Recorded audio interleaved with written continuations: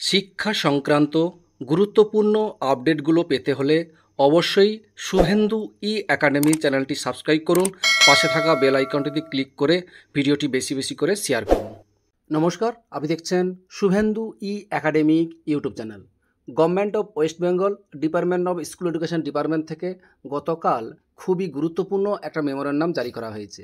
এই নোটিফিকেশানে বলা হয়েছে notification regarding employees share towards the EPF অর্থাৎ এমপ্লয়িজ প্রভিডেন্ট ফান্ড স্কিম সংক্রান্তই গুরুত্বপূর্ণ নোটিফিকেশানে দেওয়া হয়েছে।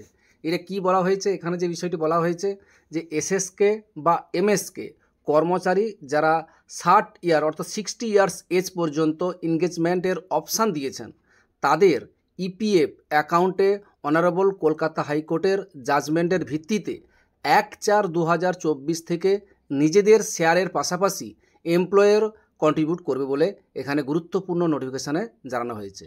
মানে এসএসকে এমএসকে কর্মচারীদের জন্য সত্যি সুখবর। আশা করি আপনারা এইটা বুঝতে পেরেছেন। এই গুরুত্বপূর্ণ অর্ডার দিয়ে জানানো হয়েছে যে এসএসকে এমএসকে কর্মচারী যারা 60 ইয়ার্স এজ পর্যন্ত এনগেজমেন্টের অপশান দিয়েছে তাদের ক্ষেত্রে, শুধুমাত্র তাদের ক্ষেত্রে ইপিএফের অ্যাকাউন্ট অনারেবল কলকাতা হাইকোর্টের জাজমেন্টের ভিত্তিতে 1/4/2024 থেকে নিজেদের শেয়ারের পাশাপাশি এমপ্লয়ার ও কন্ট্রিবিউট করবে বলে এখানে গুরুত্বপূর্ণ নোটিফিকেশানে জানা হয়েছে। এই ছিল একটা আপডেট আপনাদের সাথে শেয়ার করলাম। ভিডিওটি দেখার জন্য অসংখ্য ধন্যবাদ।